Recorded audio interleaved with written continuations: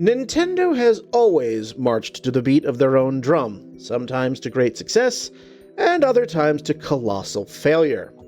Nintendo realized that they fell behind with the GameCube, with the PS2 and the Xbox doing laps around them. So for their next console, they decided to shift focus to prioritizing new gameplay experiences rather than sheer hardware power. The late Satoru Iwata, then the president of Nintendo, wanted their next console to be as accessible to a large audience as possible, including audiences that were seen as non-traditional, like parents. And so, on November 19th, 2006, the Nintendo Wii was released to widespread acclaim and sales and became the top-selling console of the 7th generation. What is its lasting legacy 2 decades later? Find out our thoughts next on DLC.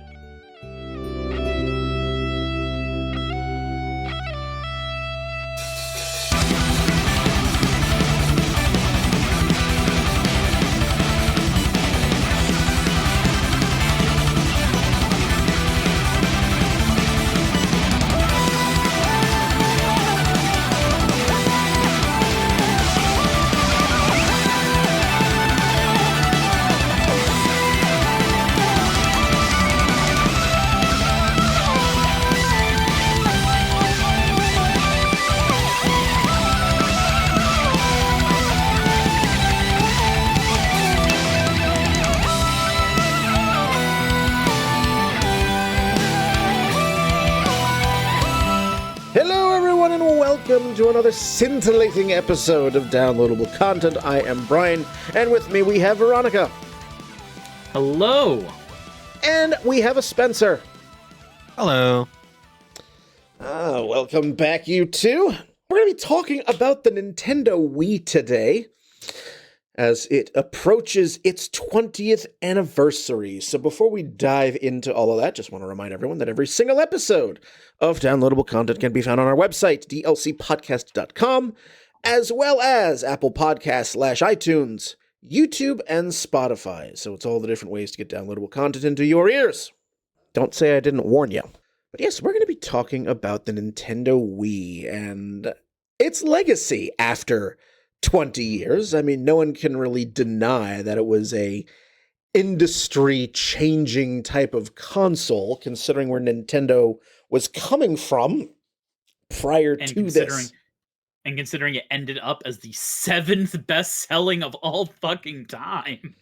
Yeah, considering the not quite so great time that was the GameCube. I mean, yes, there were plenty of great games for it, but we all remember what Nintendo was trying to do with the GameCube to not really great success at all.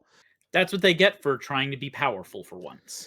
Yeah, the GameCube was very much a Nintendo wanted to be big and bad. They wanted to appeal to the same demographic that Sony and Microsoft appealed to. That is to say, the more, quote, hardcore, older gamers trying to shed some of its family-friendly image.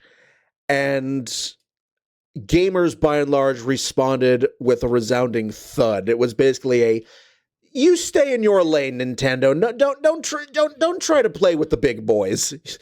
Be careful what you wish for. Yeah, and then they doubled down with the Wii on the family friendliness, on the doing weird things, and hey, look, it worked. Yeah, like Spencer, you just be careful what you wish for, because I remember leading up to it, all the people, Nintendo was really trying to release and publish M-rated games. We had Eternal Darkness. Remember that brief moment in gaming history where Resident Evil was supposed to be a GameCube exclusive? Remember that? It was.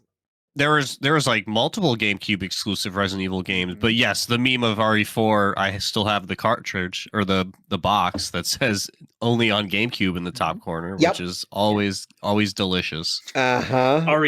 RE0, RE1 Remake, and RE4. Oh yeah, that was supposed to be GameCube exclusive, and it was for about 30 seconds. I think it took a year before. Yeah, I was gonna say I think they started about 6 months after release on the port. Yeah, it was after some time where Capcom was like, "Oh shit, we ain't making any money because damn it, no one's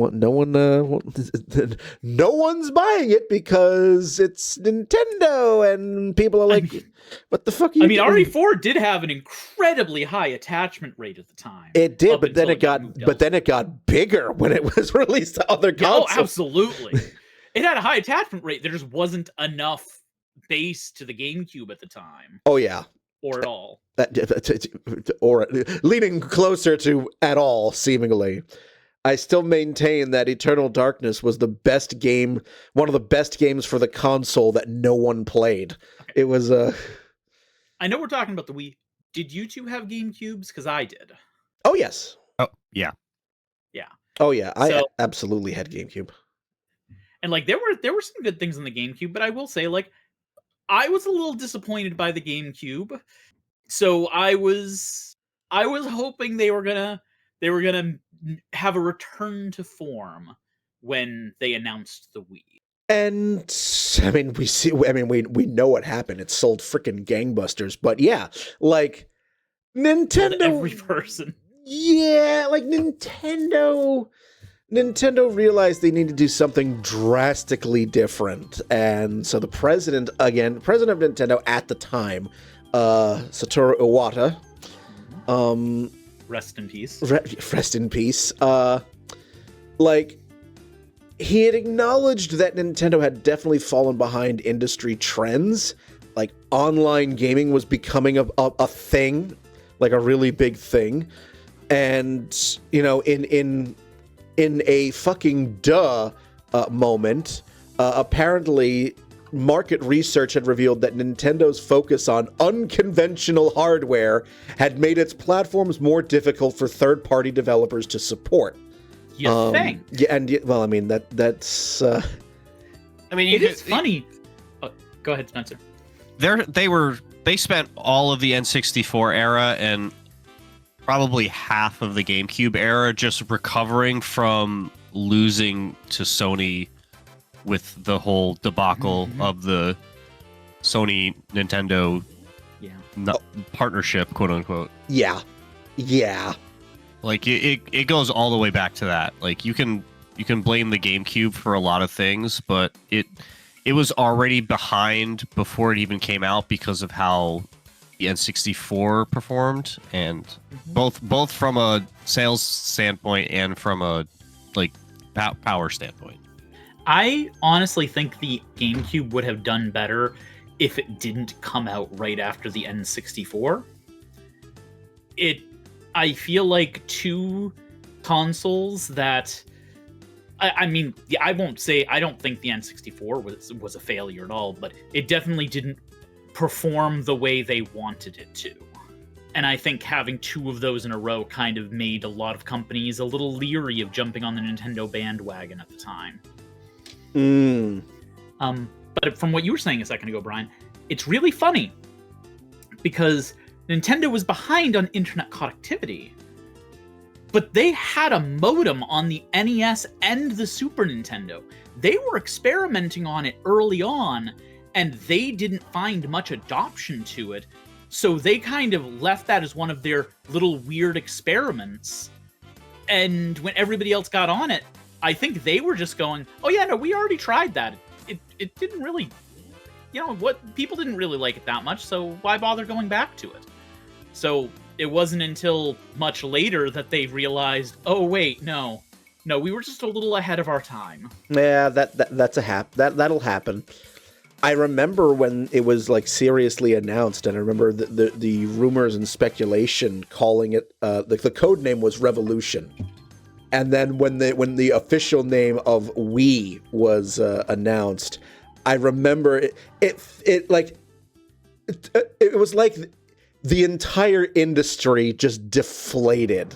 Like, the Revolution is such a better name. And everything was just like, what? You're calling it what? And Nintendo's whole justification was like, oh, we wanted something easy to pronounce, and Wii sounds like we. which we're emphasizing that the console is for everyone. So, and we can be easily remembered by people around the world, no matter what language they speak. There's no confusion at all, which sounds they noble. Were right. And which yes, you're absolutely right.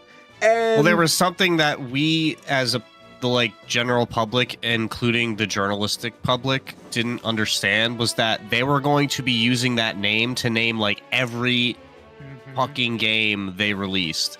So if they had you imagine if it was Revolution Sports Resort, Revolution Play, it would have just not, it would have the naming structure would have not have worked the same way. So part of what the marketing was so important to the casual audience they were so obviously gearing towards with this console, it in retrospect, it makes perfect sense, but at the time, it was just we didn't see enough of the picture to understand why. No, we were too busy. We were too busy making puerile jokes at the name. It is a classic example of Nintendo stubbornness, where it benefited them this time, but then they had the same stubbornness with them knowing what's best with the name going into the Wii U, where it did not serve them. No. No, not at all. Mm-hmm. The Wii U remains to this day for me the only main Nintendo console I have never owned. I've never owned a Wii U. It's no. Same. My roommate Wes had a Wii U, and that is how I was able to play a couple of the games, specifically Splatoon, that I got really into, and now I've been a fan of the franchise ever since, but I never owned it myself. So, but then the Wii came out on my 21st birthday. How wonderful of Nintendo to honor me. You specifically. Me specifically. To release a console on my 21st birthday, November 19th, 2006. And it's packed in with Wii Sports. I know how much you like sports. I do enjoy sport. It is a perfect drinking game, too. It most certainly is. Granted, I'd be out in about 5 minutes, but,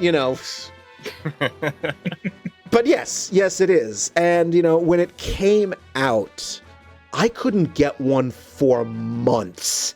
It was sold out constantly. Every time, I remember seeing on social media, hot tips hey, Walmart's gonna get a shipment of Wii's in tomorrow, go get it. Or every time I went to any sort of, any store to try to get one, they were always gone. Always gone. And I only finally managed to get one, I think, later, in the spring, winter, early spring, 2007. Somebody had told me that, hey, the Albany Walmart is going to have some you might want to go and get. And I went, and I was, oh, shit, a tip that actually worked. So I went and got one. And yeah, Wii Sports was such a perfect way to be introduced to the system and the controls and all of the things that Nintendo had made in support of that, like all of the Mii stuff. Okay, and thank you, Reggie Fils-Aimé, for fighting for that to be a pack-in title. Oh, that was him? I didn't know that. Yeah. No, I was going to say, Nintendo of Japan did not want to have a pack-in. He had to fight them to get Wii Sports to be put as a pack-in title. He was convinced about how important it would be to get it in there and to get everyone to be able to use the motion controls and really get to experience it, and then they would understand what Nintendo was doing. And he was 1,000% right. Yeah, I mean, take a look at what that... So you're having a brand new console, and you're having a pack-in game that is clearly meant not only as a fun, package of games in itself, but also to get you used to how the system works. Because we're talking motion controls. This is this is brand new for a lot of people. Like, we are breaking the formula of just having your standard controller and doing motion controls as the main input. Take the controller, turn it sideways. Yes, you could finally do what in Mario Kart, what you'd always been doing as a kid, turning the controller and pretending that that'll actually turn the car. And now you have a console in which that actually works. Yeah. And also that $10 attachment that you could put your controller into that was a wheel. Yeah. How convenient. Yep. Yeah, the wheel, and do you remember the Wii Zapper? There were so many, both first and third party Wii remote attachments that you can put it into, and that was like the bane of my existence as a GameStop employee, was just like the number of Cabela's like rifle accessories that people would try and trade in, and I would just look at them and be like, does this look like a gun shop to you? Take that trash and throw it in the garbage where it belongs. You're not getting anything for this except my contempt. Oh man! Like, and we all know how peripheral heavy Nintendo always gets. Mm-hmm. The Wii was insane. The Wii was absolutely insane for peripherals. I remember, I think I saw this at Walmart at one point. Like extensions of like the Wiimote, the Wiimote with like a plastic tennis racket, or a small like plastic bat for the baseball game, or there was a point where you could have a unique controller for every single game you had. Yep, and that basically was what they were doing. Mm-hmm. We had a balance board. Like a game with a balance board. Two games, actually, with a balance. I'd say one of the most popular, like, I wrote down the top 10 best-selling Wii games, and Wii Fit and Wii Fit Plus are number 6 and number 7. I did not expect that, to be honest. 20 million each. Like, 40 million copies sold of Wii Fit. What the hell were we doing in this? And, like, what the hell? Like, I'm looking at the list too, just to go off this list, keeping in mind that a lot of the top 4 were all bundled with a console. Yep. Wii Sports sold 80 million copies. Yep. Like, that's just insane. Even knowing that every one of those copies was a bundled purchase, that's still insane. Yeah. You know how few games sell that many copies? Like, Resident Evil 9... sold like 5 million copies this weekend when it came out, and that was like, oh, this is doing really good, oh baby. It's like, okay, how about you take that and like multiply it by tenfold twice or some crazy math like that. Like, it's just Wii Sports is one of the best-selling games of all time because of it being a pack-in. Yep. Like, just going back to what you said about Reggie, it was like just the absolute most brilliant idea to do that, and like it's crazy that systems don't do that anymore either. Seriously, like even Nintendo doesn't. Like, yep. At the very least, on the Switch 2, that new what the crap is the title of the game? The one that's basically a tech demo showing off all of its features. At least that should have been free. They couldn't even give you that. They made you pay $10 for it. And like, so, I mean, Nintendo I don't wanted remember to the name because I didn't pay for it. Nintendo wanted to make a console that would appeal to as big an audience as possible, and oh my god, did they get it! Like, we're talking grandmothers, like people who'd never touched games before. We're talking a video game console that was used in medical offices. Mm-hmm. You know, nursing homes, senior homes, used as physical therapy. Like, when Deja was still working at the nursing home, while the Switch was out, they still had a Wii. And they probably still have it to this day. Like, obviously playing Just Dance nonstop. Yes. Like, I remember, so when this came out, I was working for the New York State Lottery, and every December, the lottery had a holiday party, and we would reserve some local restaurant, and I brought my Wii to the lottery holiday party for a few years. So somewhere out there, there are pictures of me playing Wii bowling with the head of the New York State Lottery. For a long time, the commissioner of the lottery had the highest score on my copy of Wii Bowling. That son of a bitch. That son of a bitch. But like, just like the appeal. Like, I brought this to work. To a work party, and everyone loved it. Like, it's just. And I'll bet most of them had, if not played it, at least seen and were aware of it before in a way that a lot of people probably weren't of a lot of consoles at the time. You know, and just you were just talking about the sales numbers. The Wii Fit pulling massive numbers, like an exercise game pulling that. Like, yeah, this just for context, I pulled up the best-selling video games list off of Wiki. Okay. Mm-hmm. Number 1, Tetris. 520 million. Minecraft, 350. Number 2. Those are both like they're guesstimates basically according to Wiki, because there's no real way to know all the sales. Yep. Yeah. GTA 5, 225. Then Wii Sports. Wii Sports is the 4th highest selling game ever made.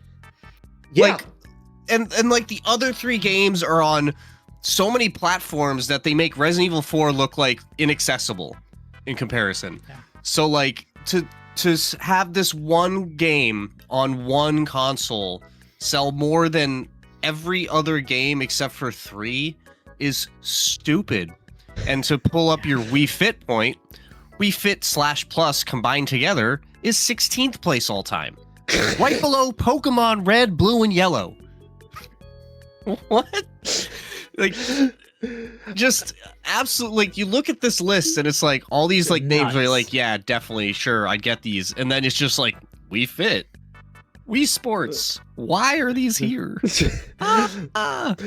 Spencer, I don't know whether you sound incredulous, pissed, or both.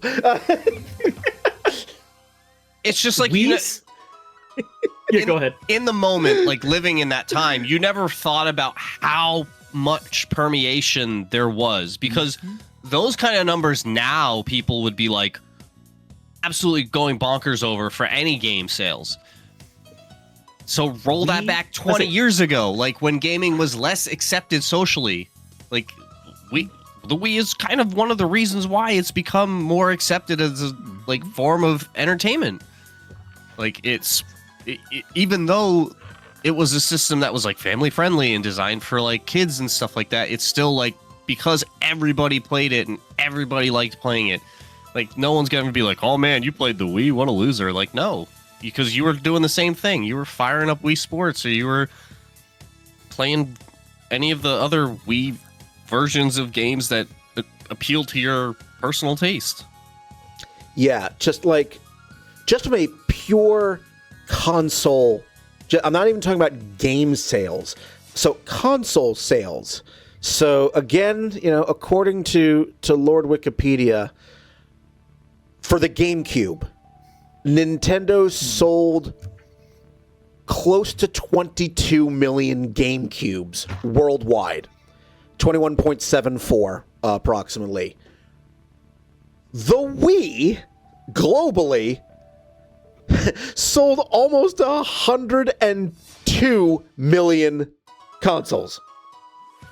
That is that is almost a 5-time increase. The hell? They did it. They knocked it out of the park. They absolutely did. Like, it's like the game. It's so yeah. it's so like this is so important because it's so hard to explain how permeant this was in society. This is not something that happens very often.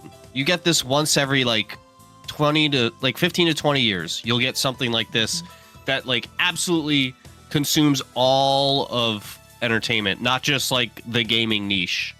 And if you weren't like our age or like a little bit younger, you wouldn't have really understood what it was like before and after the Wii's existence in terms of both gaming culture and overall culture. I want to tie back to one of the things we're saying. Wii Sports was number 1. Wii Sports Resort was number 3 for best-selling Wii games. That's another $33 million for Wii Sports Resort. Yeah. And Wii Fit and Wii Fit Plus being 6 and 7, and then Wii Play as 5. Half of the top 10 Wii games aren't even what before this would have been considered traditionally top games. And then Just Dance squeezing in the top 10 and Wii Party like right behind it at 11th. So like this top 10 is full of games that like you would never see on someone's like best games of all times list, but they are just pumping out sales. Who expected Mario? Who expected Smash Bros. Brawl and Galaxy to be 8 and 9 out of the top 10? Yeah. I didn't. I knew Wii Sports was going to be the top one. I didn't expect them to be pushed all the way to 8 and 9. To be fair, at least from Smash's perspective, that is a looked down upon version of the game in terms of like people prefer like the GameCube version Melee, or the Switch version. Like the Wii's probably the least popular version of the game out of all the iterations of it. Maybe the N64 is less popular, but it's hard to say because it's such a relic. You are absolutely correct, but it's still the Smash Bros. On the most recent console. Like, it's expected to do decent numbers regardless. But, just looking at pure sales, like I said, the Wii sold, close to 102 million units. The PS3, 87 million. So it's like Nintendo got its revenge against Sony for this particular generation. And how? For a system that is not even capable of HD. Did they though? Because I said they were the 7th best-selling console. What I didn't say was number 6 was the PlayStation 1. They still lost to the Sony PlayStation. Yeah, but in this particular generation, Nintendo got one. So even more towards the point of their improvement, you brought up before how the GameCube sold 20 million. Yeah, 21. Yep. Combining that with the sales of the Game Boy Advance, the other system that they were selling at that time, that still only surpassed the Wii by 2 million sales. So include the Wii sales with the DS, which not the focus of this podcast episode, but it's happening at the same time. The amount of like success Nintendo had in this era was baffling because of how bad they were just a generation before. Mm-hmm. Unless I'm just double checking to make sure I'm not misremembering. The DS is still the number 3 best-selling console of all time. So yeah, like they had number 3 and number 7. And at this point it would have been number 2 because the Switch is number 2 right now. So it would have been even better at the time. It was nuts. Nintendo was going on all cylinders. Not to mention that the cost of entry for the Wii was to its massive, massive benefit. Because when it launched, it was $250. Compare that to the PS3, which was, depending on the flavor you bought, either $500 or $600 at launch, and the Xbox 360, which was either $300 or $400 at launch, depending on which flavor you purchased. So Nintendo being the cheapest point of entry also helped. They also intelligent. Oh, go ahead. I was gonna say part of that was because the Wii was mostly just a slightly upgraded GameCube. Like, it was the exact same architecture. They increased some of the numbers to make it so it could handle a couple extra things, but like, it was the GameCube was a bit ahead of its time, which meant the Wii was a little behind its time in terms of power. But that's fine. It didn't need that power. That's not what it was going for. No, and as said at the beginning, that was their entire intent. They were not looking for raw power. They were looking for experience. And they were incredibly successful in doing that. Because not only did you have its core function, but of all the other things that went along with it.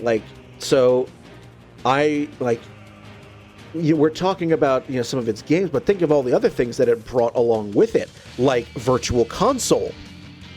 And so we had the classic controller peripheral that you plugged into the Wiimote.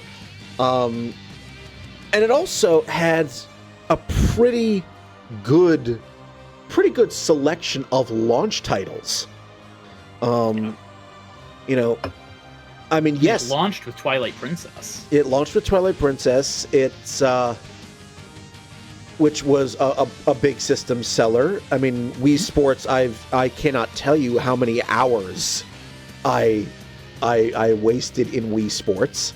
But just looking at some of the launch titles again, we had like 24 or so games that came out at launch. We had Wii Sports, obviously, which was the packing game. Twilight Princess. We had.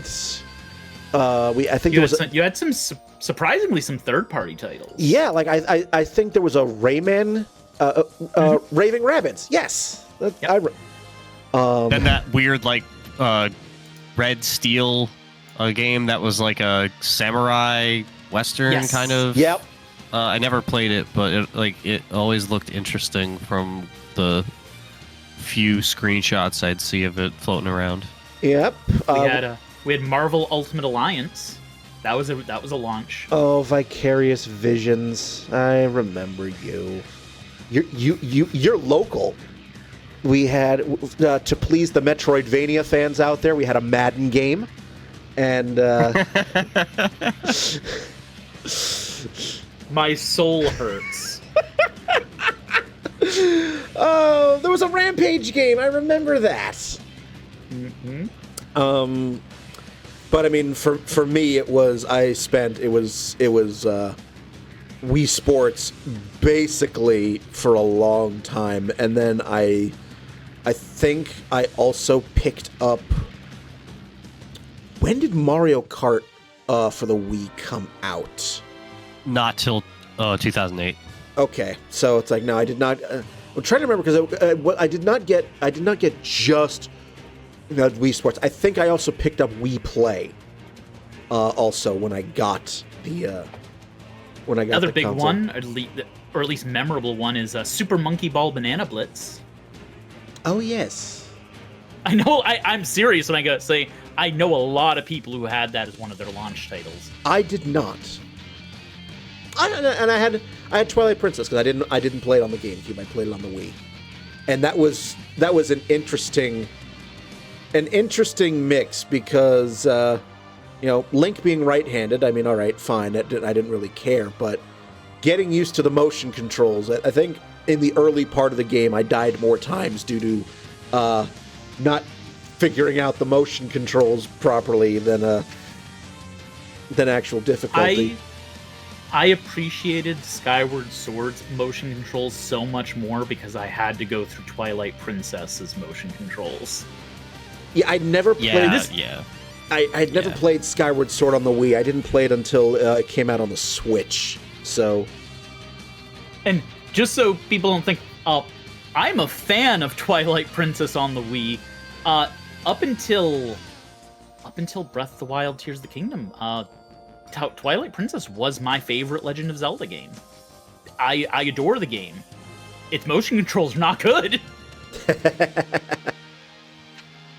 Twilight Princess is probably my least favorite 3D Zelda game. You and I are polar opposites in so many ways, but then we both love Chrono Trigger. Well, I mean, that's the unifying greatness of Chrono Trigger. That is the great unifier, that game. With its accessibility through the roof. I mean, there were still things there that definitely appealed to, the core gamers. We had, during the Wii's life cycle, there was always a running joke that the only people that could make good Wii games were Nintendo. Like third-party and apparently the Just Dance people. Like third-party support was there. Like it wasn't really abandoned so much the way it was during the GameCube, but there was quite a while where it was like, oh, I'm looking at my Wii library, what I have left of my Wii library, and it's like 90% Nintendo games. It's like, it's Wii Sports Resort, Xenoblade Chronicles, the 2 rail shooters for Resident Evil, the Umbrella Chronicles and Darkside Chronicles. Yep, played those. I started but never finished because I really didn't like the game. Silent Hill Shattered Memories. Yeah. Not a fan of a Silent Hill game where combat is non-existent. I was gonna say, I don't know if you played it, but a prominent third-party title for me was Epic Mickey. Never played Epic Mickey. Same. I'd say I adored the style on that. I love to see Oswald the Lucky Rabbit making his triumphant comeback. I really enjoyed Epic Mickey, and I wish that had continued to be a series, but sadly, it was not to be. No, I would say for me, the most notable ones that were third party would be Xenoblade. Of course, I played that recently though, not when it came out, but still, you can still appreciate how great that game is now even. Yes. And Muramasa, the Demon Blade, is the other one that I had a fun time with when I played that, like maybe 3 or 4 years ago. That was a really well done one. Yeah, it was. Again, Xenoblade is probably one of the more memorable ones for me. I did enjoy the Resident Evil rail shooters. There was some aspects of the Resident Evil canon that got filled in by those games. Like, I appreciated them for the lore more than anything else. Yes, because it was in those games where you got to find out a lot about what happened to Leon in between Resident Evil 2 and 4. How the fuck did Ada survive the end of Resident Evil 2? And surprisingly, they have kept everything from those games canon, as far as I can tell. So far, yeah, there's nothing that's been really like contradictory. Yeah. So we had those.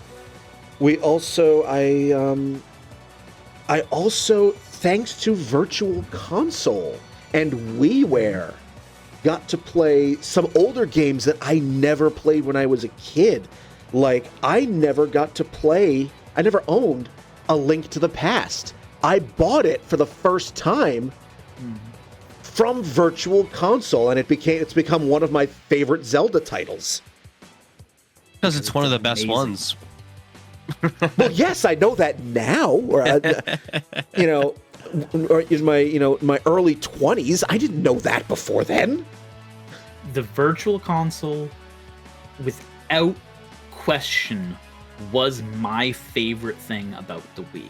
Don't get me wrong, I had a bunch of Wii games, and I played a lot of Wii games, but I put more hours into the Virtual Console than anything else, and it finally gave me a good way to play one of the most iconic games for my childhood that I never had the opportunity to own, Ogre Battle. This finally gave me a way to own and play Ogre Battle. And that's where I really, I loved it from playing it in my childhood, but this is where it really got cemented as one of my favorite games. I think you're overlooking the game you obviously spent the most time playing, which was the Resident Evil 4 Wii edition. I knew it was coming. I'm not going to argue with you. Resident Evil 4 on the Wii, it slapped. I know. Everyone I knew played it. Oh, you mean the JRPG? Yes. Yes. You're going to confuse so many people, but I'm here for it. It has to be the running joke of the of pod this now. season. Just, yeah, it has to be. It has to be for this season's running joke. If you don't get the reference, listen to the last episode. No, but like what was really interesting about that edition is that they reimagined the gameplay around the motion control rather than just tacking it on. Like so many games that got ported to the Wii would just get the motion controls tacked on into like random like QTE style stupid shit like that. And with RE4, they actually from the bottom up changed the shooting and aiming system around that so that it was more of like the light gun games where you could aim and shoot exactly where you wanted to, and you didn't have the like swaying bob way that you had in like the game normally where like you could aim but it's like never a true like hold straight. Like Leon always is kind of like moving a little bit. As somebody who played it not on the Wii, how'd that work out? Was that a upgrade, a side grade? Like, how'd you feel about that? I think it's just 100 times easier. Okay. It just because when you can make your aiming pinpoint like that, you're basically like mouse and keyboard aiming at that. I mean, it's not as precise, but it's the same concept where with a controller, it's a lot slower and you have to be much more methodical with how and when you decide to shoot. So I felt like with the Wii edition, you could just like just blast away, and your shot's gonna land exactly where it's aiming. Versus with the original game, part of like the survival horror aspect of it was like, even though Leon's a trained, guy at what he does, or whatever you want to call his job at that point, he's still not like a machine who can just like hold his gun straight perfectly all the time. Say one thing I definitely appreciated from the Wii was it returned to several classic franchises that we hadn't seen a new edition of for a long time. We got to see Donkey Kong Country come back with Donkey Kong Country Returns. We got to see Punch-Out come back. We got another Paper Mario game and a game from my childhood. We got a new A Boy and His Blob. Like, some of these haven't gotten games in 20 years. Let's not forget we got 2D Mario back in a big, big way as well. Yep. That was... Absolutely. I feel like Galaxy and Galaxy 2 are like what people talk about with the Wii when it comes to Mario.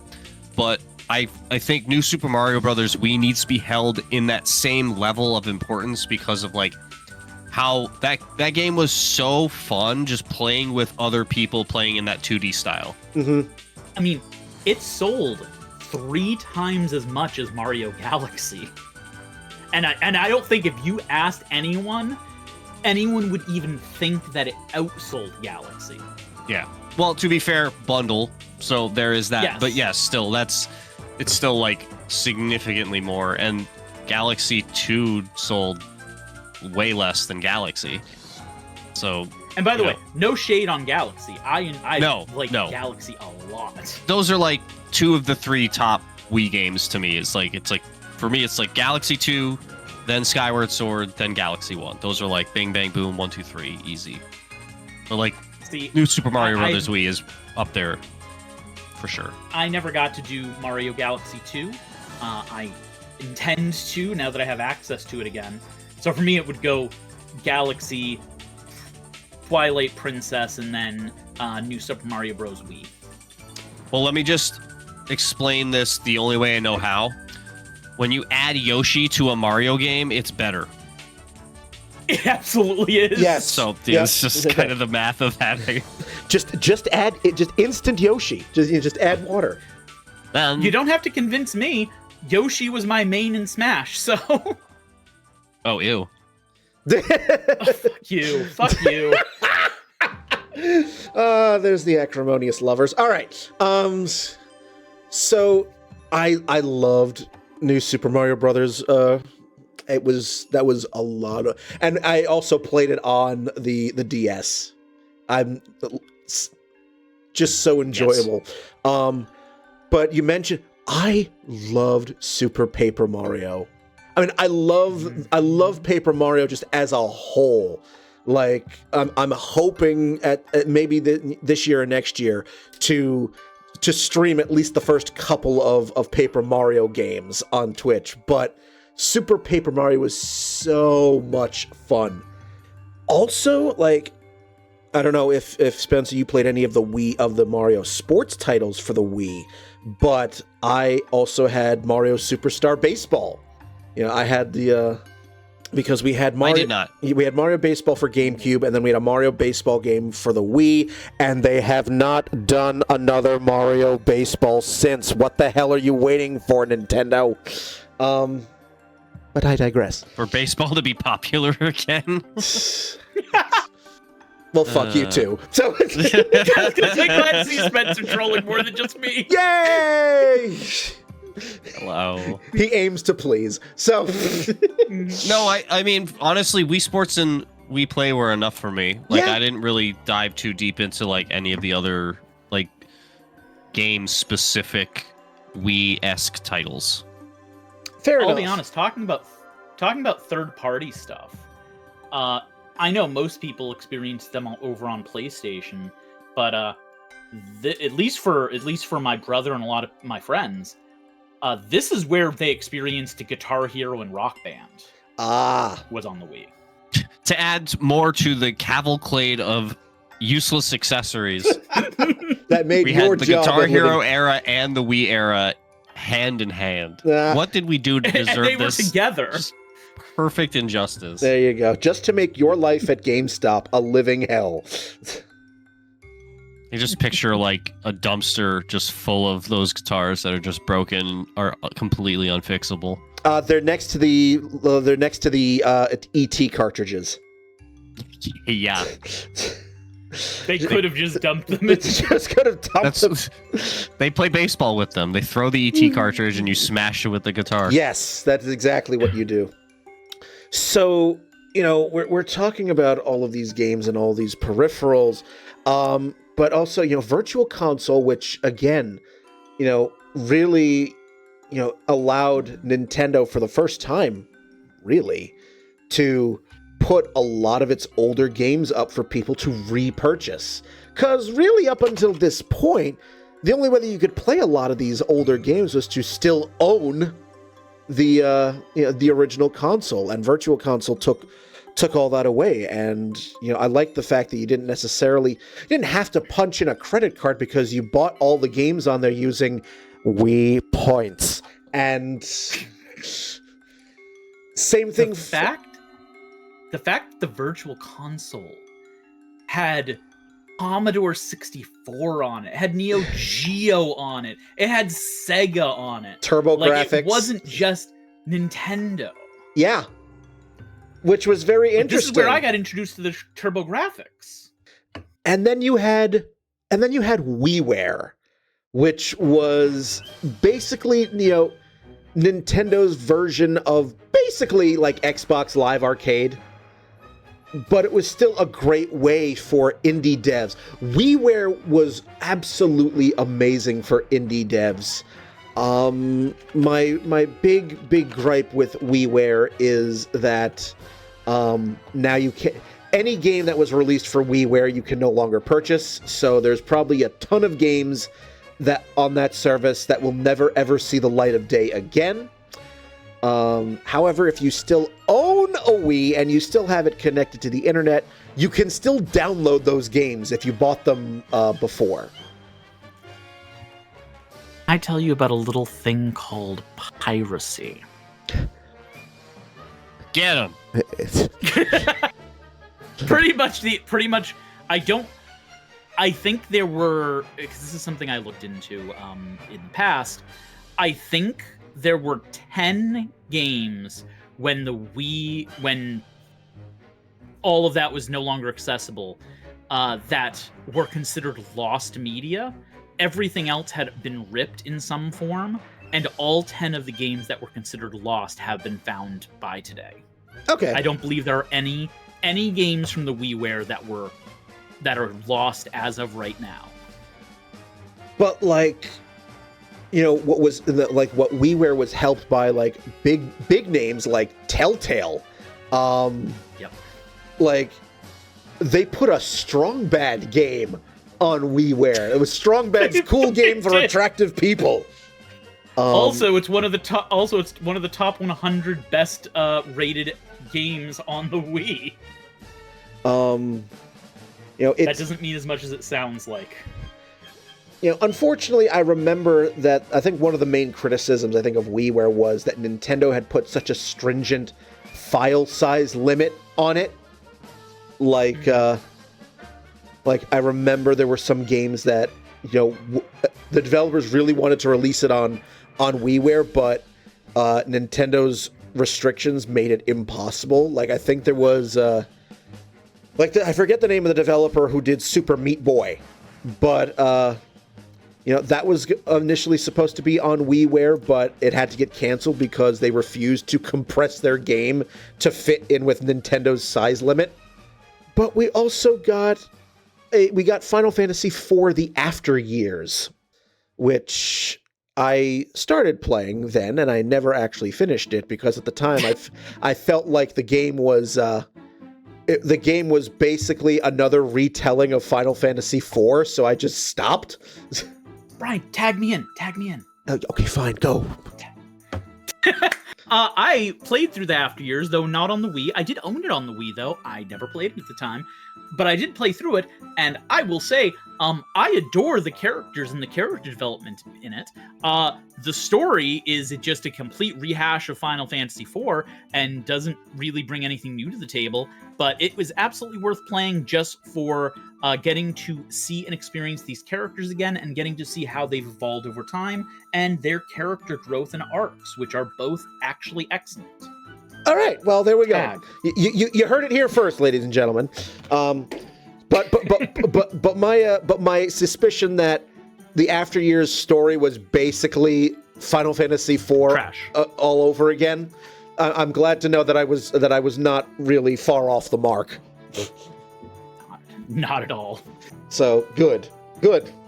I will say, I'm glad I didn't pay for all of the episodes. Yeah. I will say, talking about WiiWare and downloadable titles, though I do believe this was sold at one point.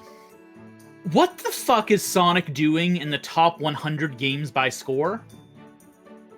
What is Sonic 4 Episode 1 doing there? Chilling.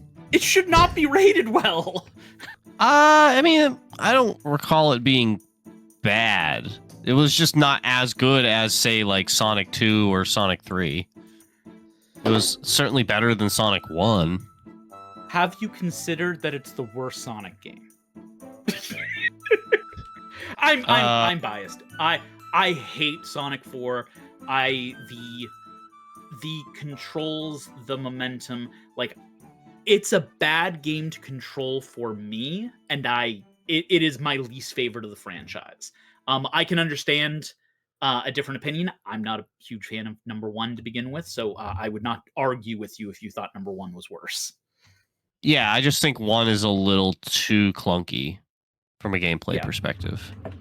It absolutely it's fun and the music's better, but like in terms of just like playing the game it plays better. Yeah, not great, just better. And no, there are so many worse Sonic games than any of the main numerical games. What are we talking about?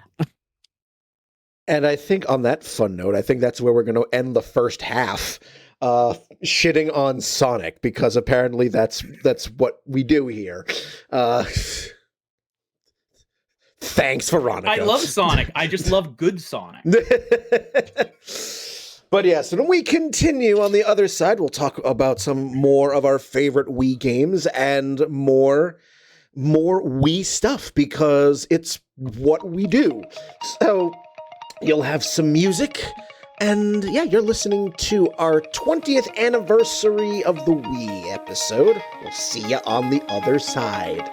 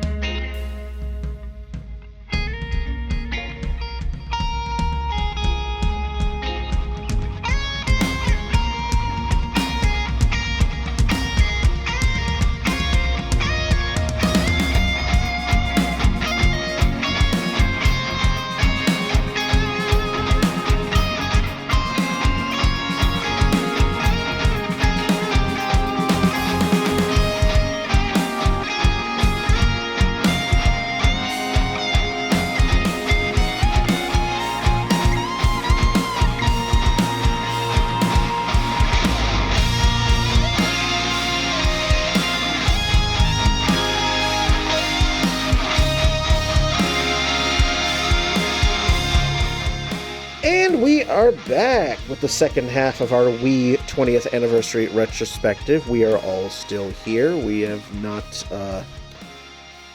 all plugged our Wiis back in and have sucked back in and made a whole bunch of little Miis and all of that. But speaking of which, we were talking about a considerable amount of the games, though, toward the end of the first half. But there were other things that came with the Wii as well, besides the games. We had all of the different channels, and that was something we were talking about over the break. I know, Spencer, you mentioned it, so I'll throw this one at you. So yeah, like you had alluded to earlier on, in the first half, we had really seen Nintendo doing internet since the early years, where it was really more a meme than something useful. I mean, honestly, the only time that I really think there was any use out of any of it was the satellite view games that they did, but that was actual satellite broadcast, not really internet in the traditional cables in the ground sense.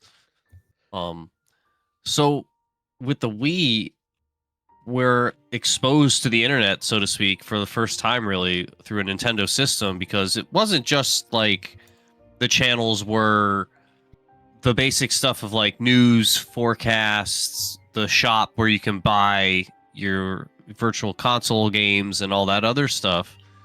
You had real applications on here. You could watch Netflix or Hulu. Mm-hmm. You had just looking through this list I pulled up, Crunchyroll had a channel on there for a few years. Yes, it did. I had that. There was a channel exclusively for Wii Fit. Again, Wii Fit, it's everywhere. It's everywhere. There was a channel that you literally could just surf the internet on the Wii.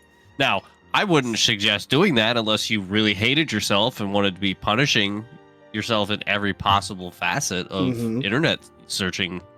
But it was for there. some people, that's all they had at the time. Yes, it's true.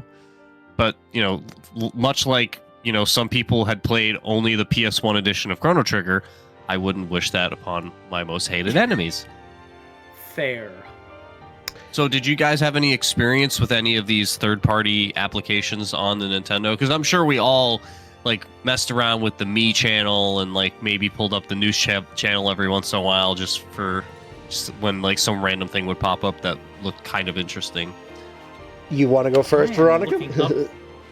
I'm looking up the Wii channels.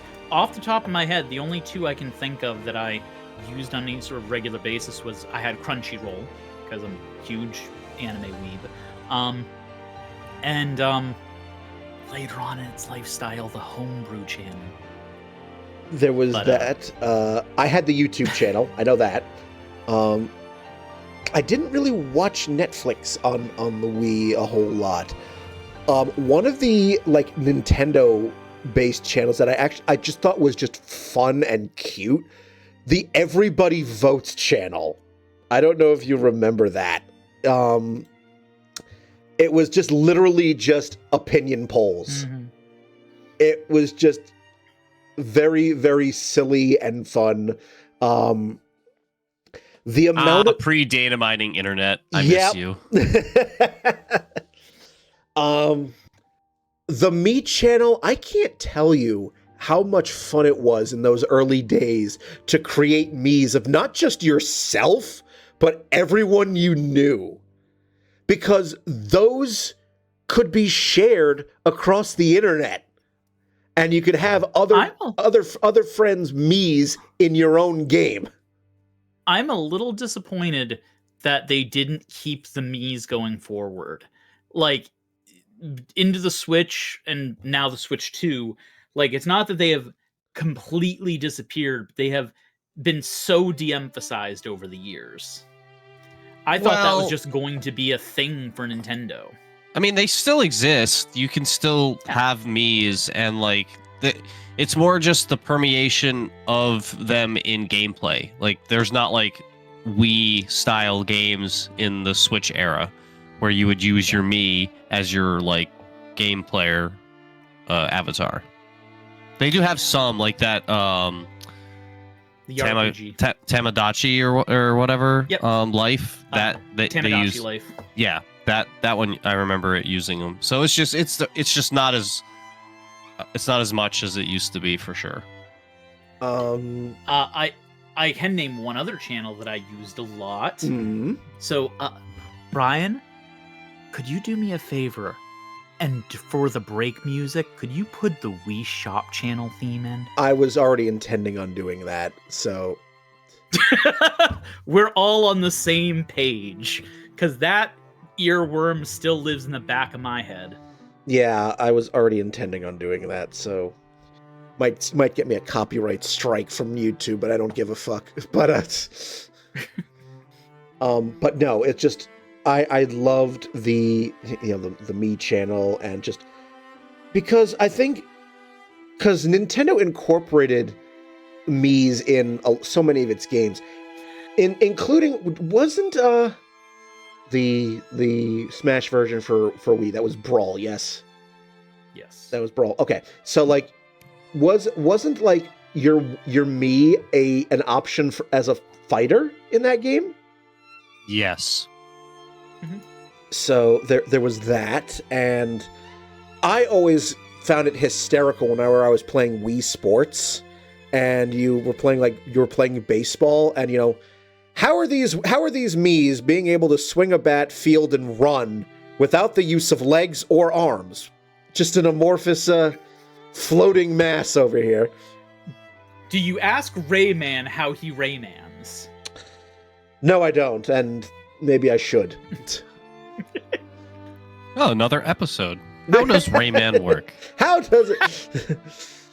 5-hour deep dive next week on DLC. I mean, if we're doing it correctly, Rayman is in the title, but it's actually an episode about rabbits.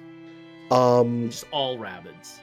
So we had those channels, and then I think some of them were linked to not just the console, because there were times when I would wake up in the morning, I'd walk out into the living room and see that my Wii was glowing, and the blue light of information. The blue light. Yes, I'm like, okay, this is not the red ring of death. I forget what the flashing blue signified. Was it like, because I know we had the Wii message board. I know that was a thing. I believe it was like just in any new update to any of the apps you had going. So whether it was like a news update, or if you had one of the game, like the Mario Kart channel, or like the Me channel, or whatever, one of those Wii Fit channel where there was like an update that you needed to check out, or like your daily or whatever, something like that. Nope. It was. You're right. I just looked it up. Like, yes, it was always. We have something new that we need your review on, and yeah, okay. I think also maybe if you had Mii's from other systems visit your Mii space or whatever it was called, that might also be it. But that I might be conflating that with the Street Pass functionality. Yeah, because obviously the Wii did not have Street Pass. You couldn't be walking around at a convention with your unplugged Wii and just... That'd be dangerous. Like smack somebody in the face when you're playing Wii Sports. Like, nope, that won't work. Imagine that, PAX. Everybody carrying a Wii around, swinging it around. I'll never forget my very, very first... that would be hilarious, to be honest. I will never, ever forget my first PAX East, where I felt like I was the only one with a PSP while everyone was carrying DSs around for the Street Pass. That's because you were, Brian. You were. Thank you. I realized that. I realized that in hindsight, but yes, no, I realized I'd made a mistake. So, yeah. The only time where Sony picked the wrong format. Oh, wait, never mind. Yep.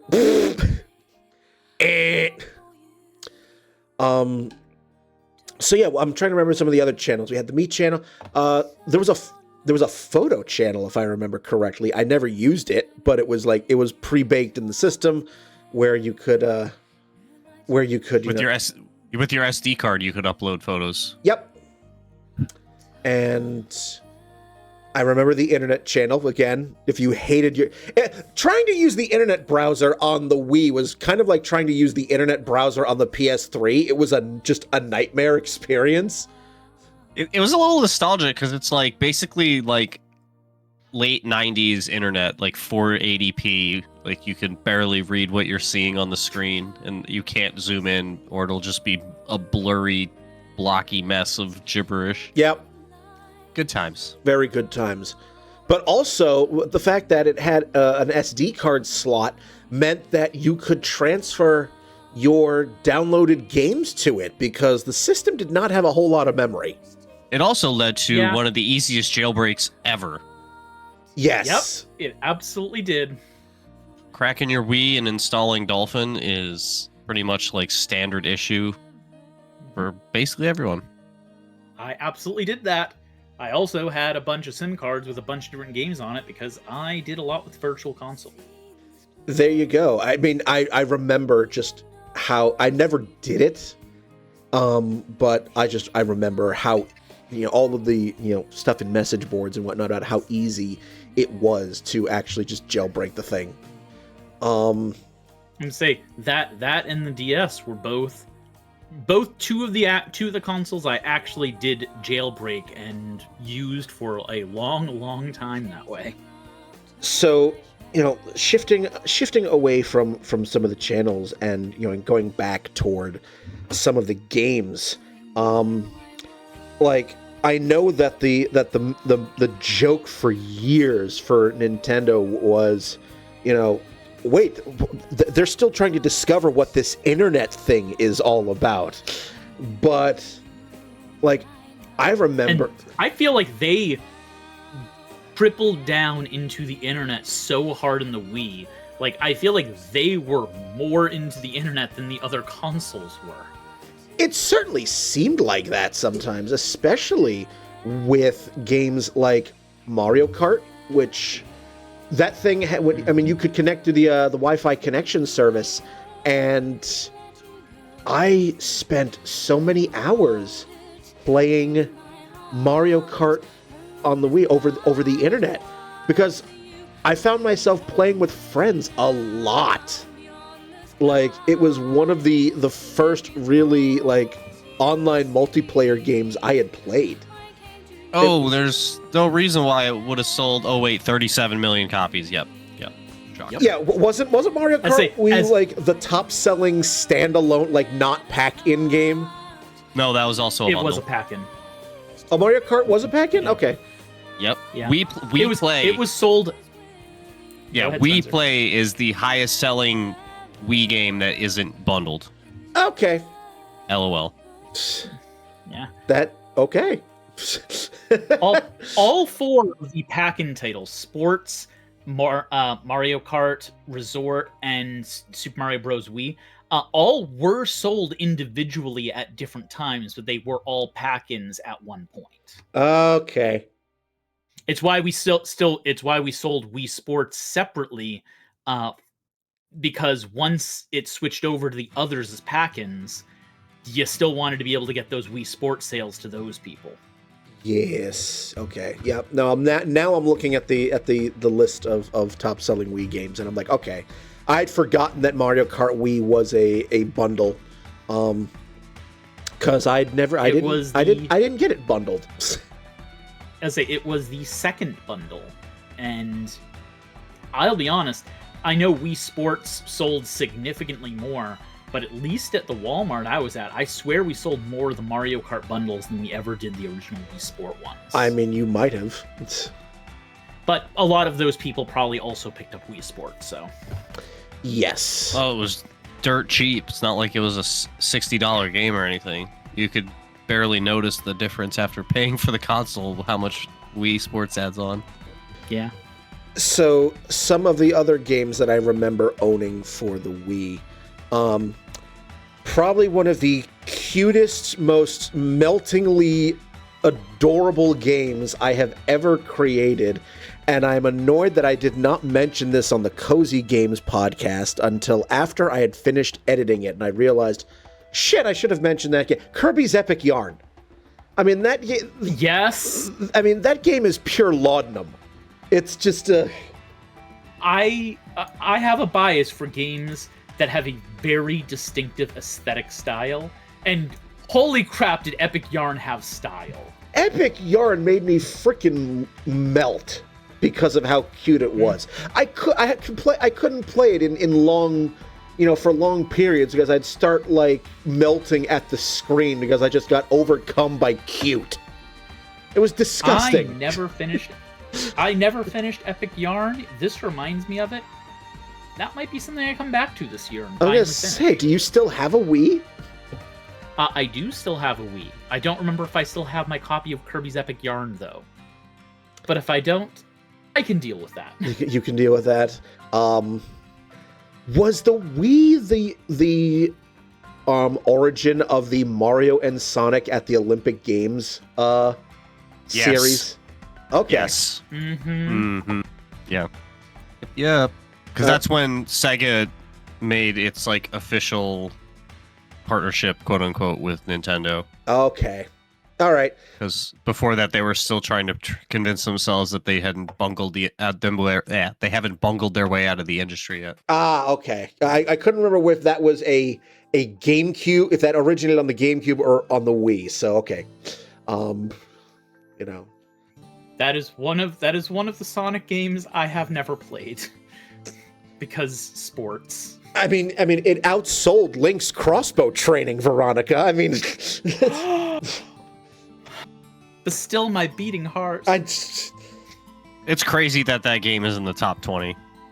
What, Link's crossbow training? Yeah. It's like a tutorial game, and it's a top 20 selling game in the system. Well, I mean, we were talking about these games like Wii Sports, which is a perfect tutorial and fun way to be introduced to the Wii.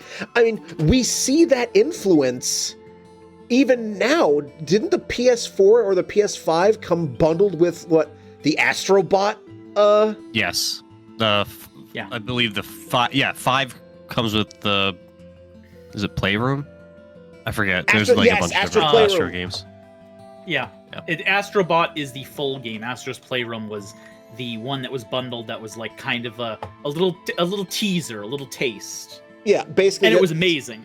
Like, let's just think of that. Think of how the Wii, has sort of, has continued to influence 20 years later. How Super Paper Mario is in the top 20 is a crime of how much I loved it, but beggars can't be choosers. And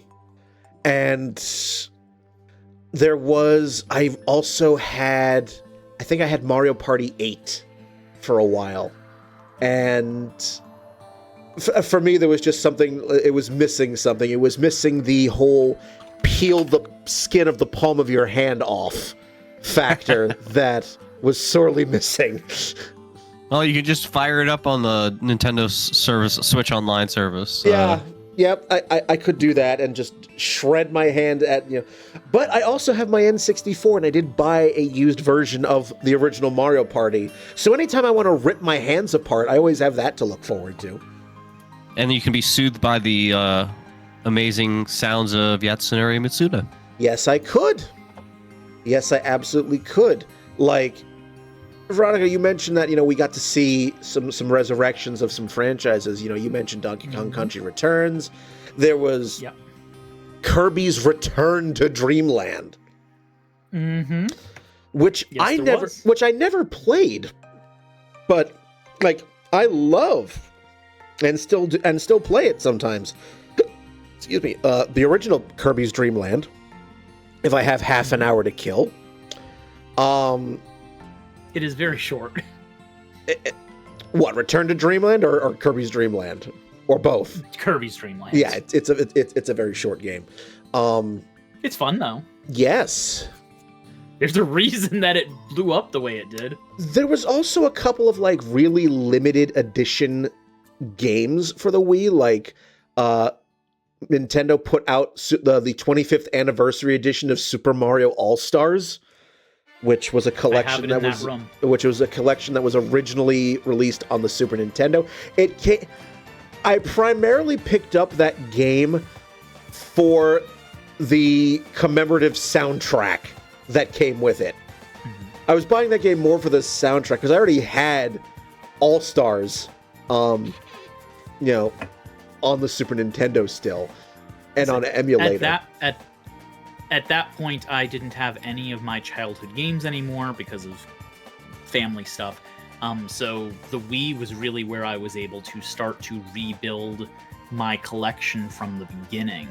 That's where I got to get Link to the Past to replay it. It's where I was able to get the All-Stars collection. It's where I was able to start to recreate my childhood collection. It was I wish I had my Wii plugged in so I could tell you all of the games that I had downloaded for, because I spent a lot of money on Virtual Console. No, Brian buying indie games? I'm shocked. I know. I don't believe it. I know. I don't believe it either. Who is this guy?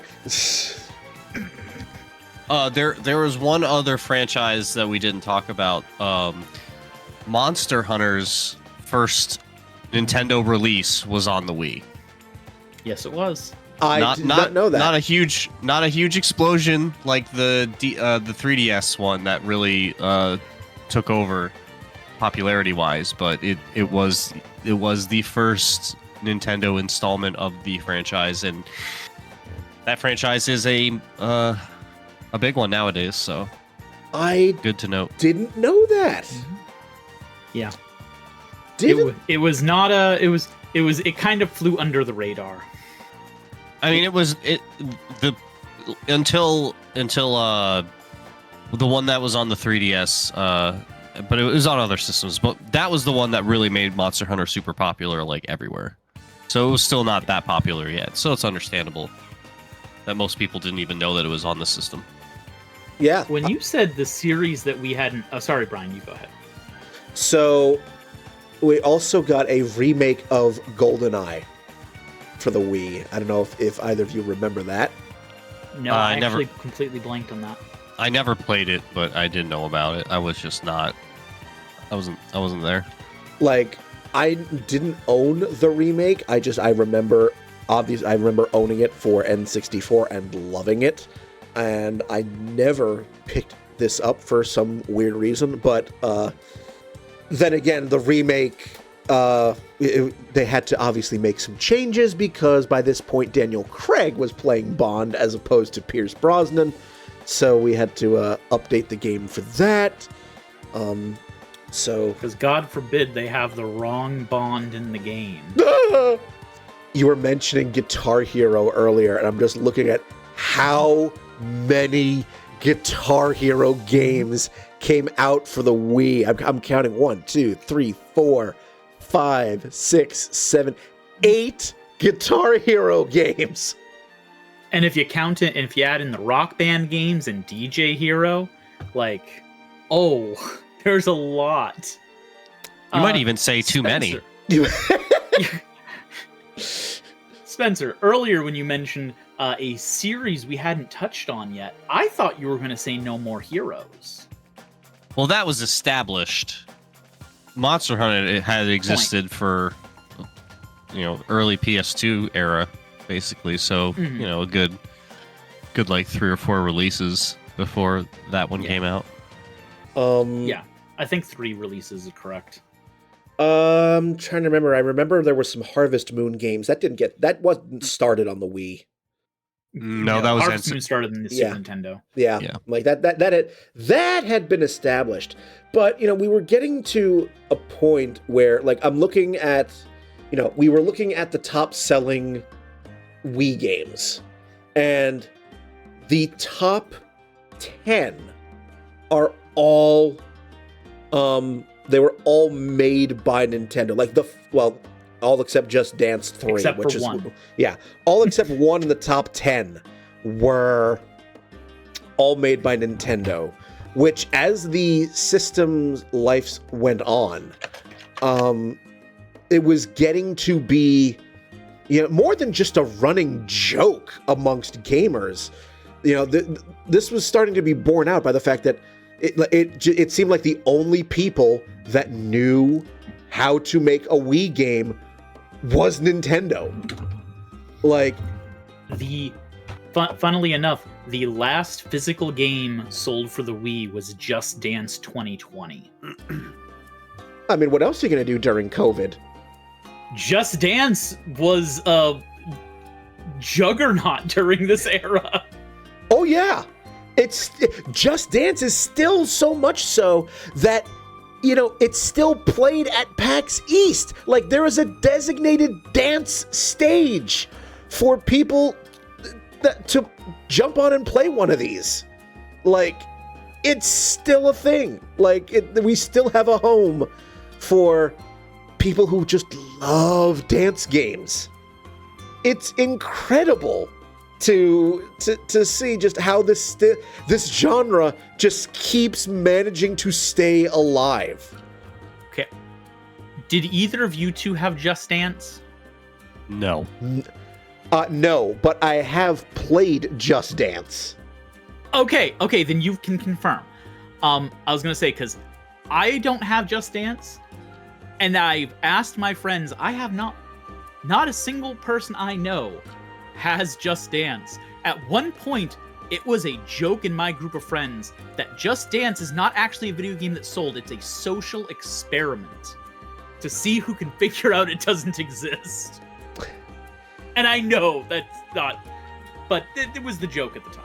There was a small point in my early 20s, you know, when I was constantly going to like Wyatt's house for parties, that breaking out Rock Band and Guitar Hero were very common. Like, there was a good few years where a game of Rock Band just broke out. And suddenly a Rock Band game broke out. Yes! I am not surprised even a tiny bit that Wyatt had those hanging around. Oh yeah, no, it was just, and whenever we jumped in, I would occasionally jump in, you know, to sing whatever song if I knew the song. You know, it was like, all right, it's, you know, not quite karaoke, but all right, cool, we'll do this. It was.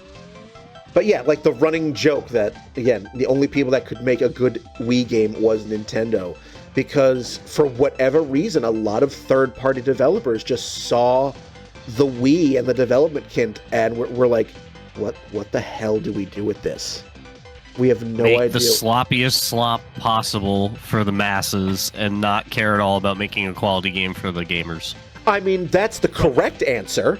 I mean, you just scroll through the list of Wii games, and like, there's just so many games, and they're all just like, no, who would buy this? Why would this be purchased by any Iron Chef America Supreme Cuisine? Like, why? Who would buy that? But it was a game that they made and released to people in the world for some reason. That's like it's a thing. It exists because a bunch of people got the Wii that don't play video games normally, and these games were trying to market to those people, where they don't know the normal franchises, but they watch Iron Chef, so we're gonna get that, because we don't understand the fact that the number of good licensed games typically isn't incredibly high. It's very hit or miss. Well, I mean, that was, I mean, the one of the greatest strengths of the Wii was its accessibility, which you could also argue was probably one of its biggest weaknesses. And, yeah, you know, because you had a console that was trying to be all things to all people, which for Nintendo's, you know, to their credit, that strategy worked. Like, it was much more of a success than it was a failure. But eventually, that kind of caught up with them, because you have a system that's trying to be all things to all people. So what do you have a lot of third parties doing? Trying to figure out something that will appeal to the 4 gamers who are not, you know, your core gamers, but that might work. That might, I could play that. I mean, part of the issues with third parties not making the best games in the Wii, like, notoriously so, the GameCube was not an easy system to develop for, And the Wii continued to use that architecture, which means it was not any easier to develop for, but it also was completely changing how you were going to be interacting with the system with the addition of motion controls that not a lot of companies had the experience using. Like, Nintendo spent years working out the kinks in the motion control and used that to create polished games that used it. None of the third parties got to have those years of experience learning the system before it came out. And as such, we're not going to be able to live up to what Nintendo is doing. That's kind of the issue with doing something new that hasn't really been done before. It means that everybody else has to play catch up to you. Yeah. It's like it's like, and that's exactly it, because obviously Nintendo was the most familiar with its own console, and I get the sense that when third parties tried to do something with it, Nintendo was less than really helpful. I mean, that's the impression I kind of got. Well, I think the other part of it is it's important to note that the power difference between the Wii and like the PS3 and the 360 made it so that if you were going to develop a game for all three systems, you really couldn't, because you would either have to cater it to the PS3 and the Xbox 360, or make it really like only capable to be run on the Wii, and then you can play it on the other two systems, but they're not really taking advantage of those systems' abilities from a power perspective. So you're kind of forced to make just a Wii game, and when you're being forced just to make a Wii game, you're probably just going to say, fuck it, let's just make some motion control slops, and we'll slap some brand on it and call it a day. That's the thing about being the odd person out when it comes to consoles. You're doing something different, and that's going to draw people to you for that difference. But it also means that you can't just have stuff ported over to you. You have to have stuff that is made for you specifically. And in certain consoles that works out for them, in certain consoles that does not. Yeah. Like, and as I said just a few minutes ago, like, fortunately for Nintendo, like, the overwhelming success of the system, you know, sort of papered over those other potential flaws. But, you know, and the longer the system went on, the more it did eventually start to alienate the core audience, to the point where the system ultimately did get discontinued October 21st, 2013, and they tried to keep that success going with the Wii U. And we all know how that one turned out in the end. It's funny because, like, Nintendo has such a rich history of insane peripherals that are super hyper specific for like very, very specific games or like a genre or something like that. And then they have the Wii U, which is like probably the easiest peripheral you could possibly imagine, and they somehow fumble that into being a full console release.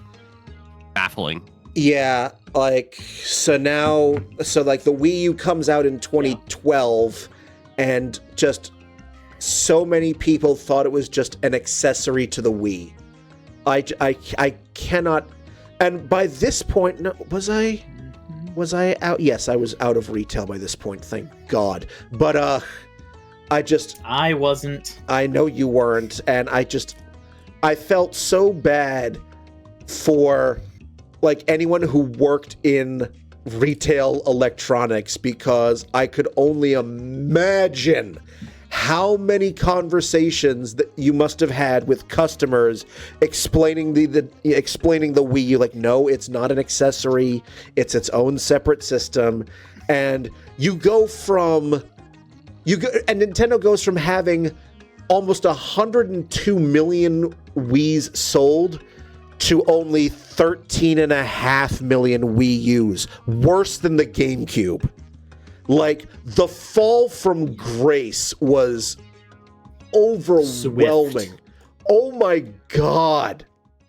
Well, they wouldn't rebound from that, so, rest in pieces. Yeah, that's why Nintendo's dead and gone. Never saw them again. Never saw Oh, it. wait, It was the very Switch- sad. Oh, wait, the Switch 2 has almost already outsold the GameCube. I know.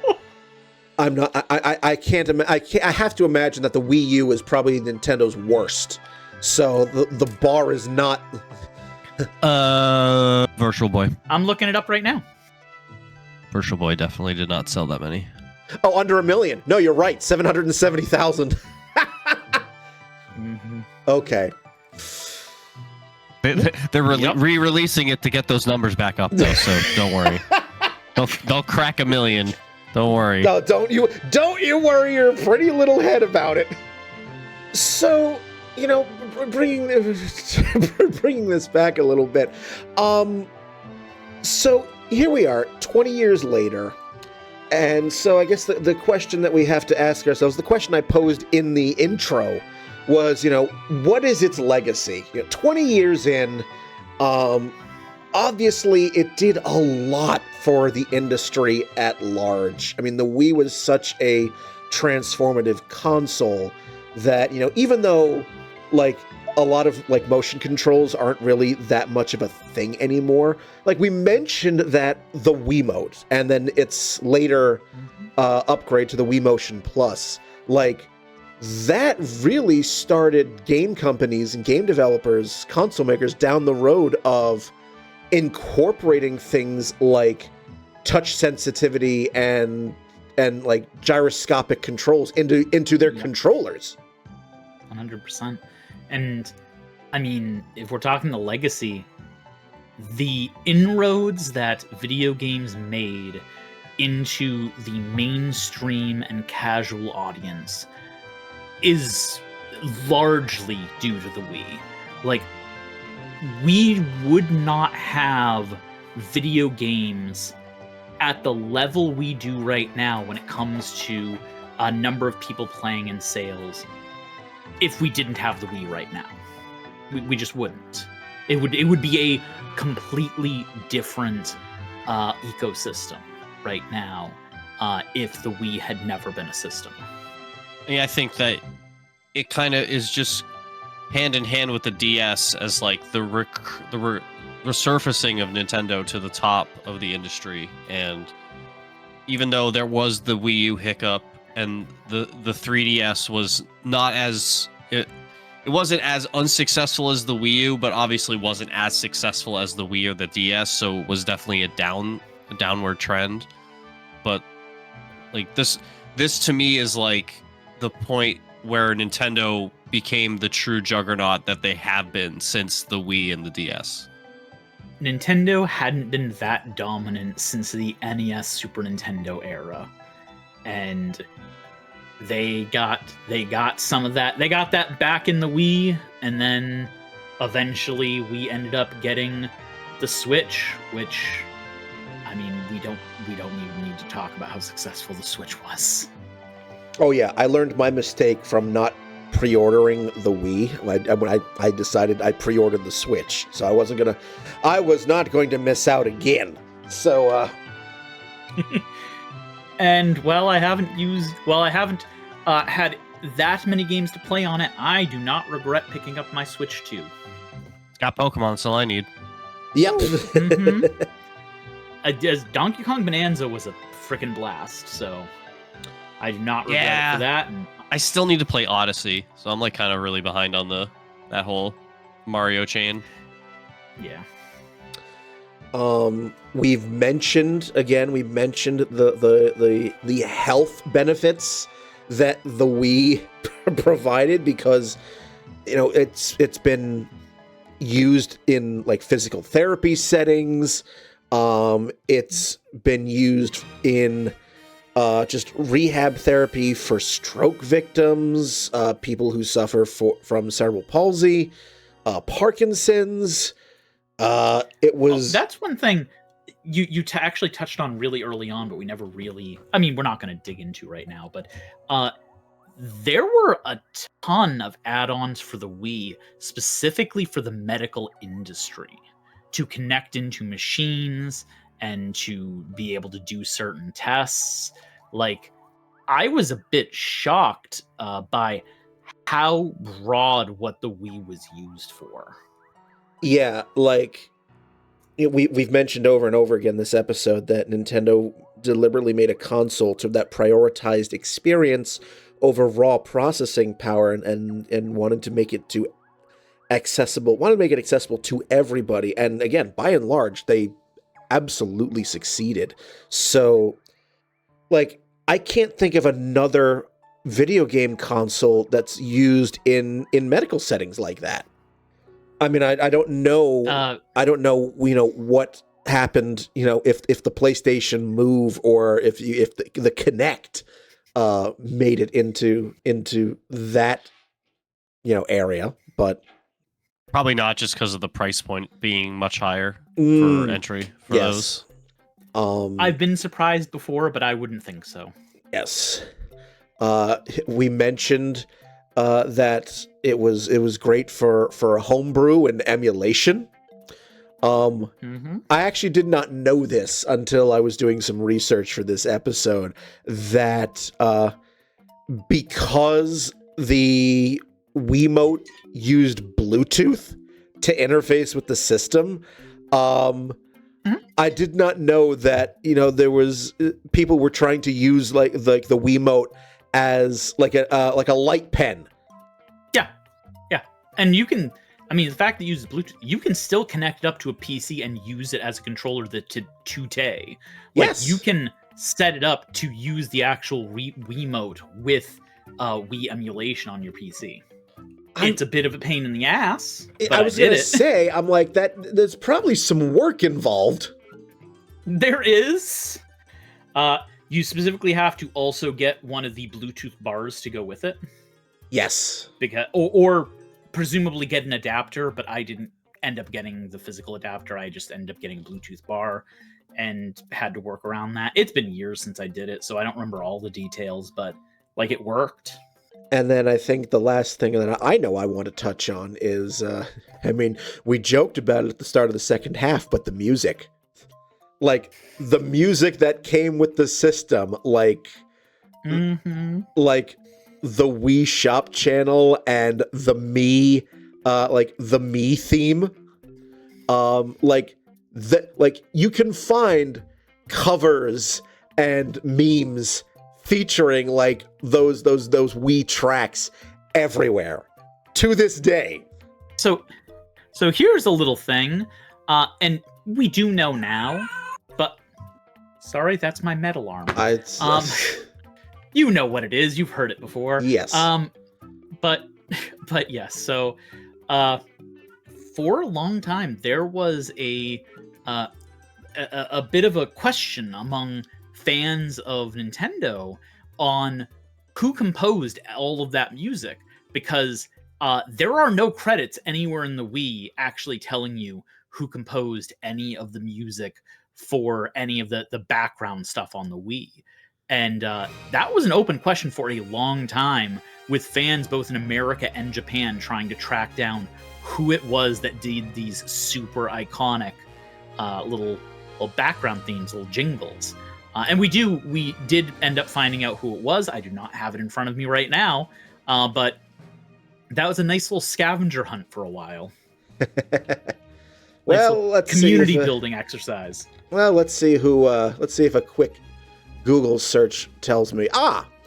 Kazumi Totaka. That sounds right. So yes, composed the various themes that you saw, like on the Me channel and the Wii Shop, but is also a composer in their own right for a lot of other Nintendo games. So like he did the music for like one of my favorite original Game Boy games, like Super Mario Land 2, 6 Golden Coins. That was him. Oh, did he? Yep. That's excellent. Also did the music for Yoshi's Story, Wave Race 64.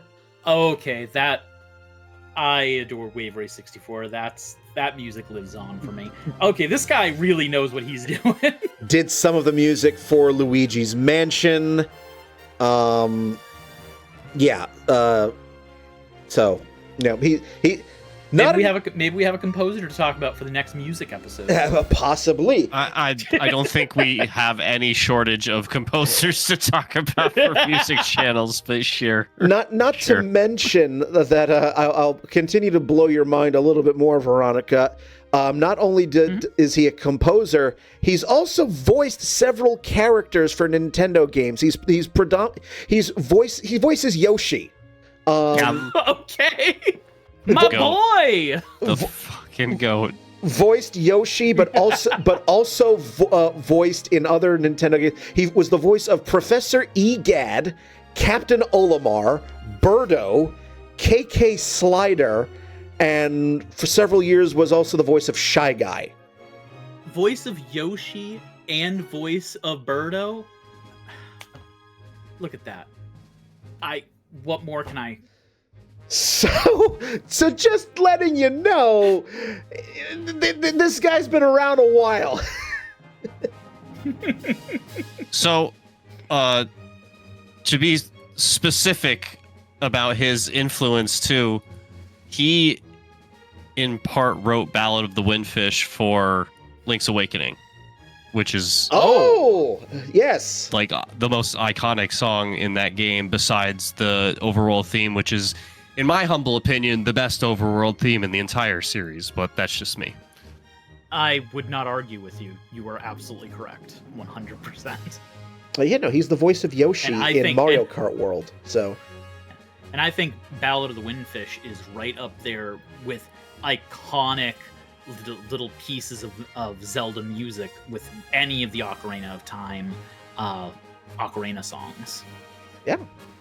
So there you go. That's who wrote the that's who you have to blame for the earworm that is the Wii Shop Channel theme. And we went from a little aside into representing the goat.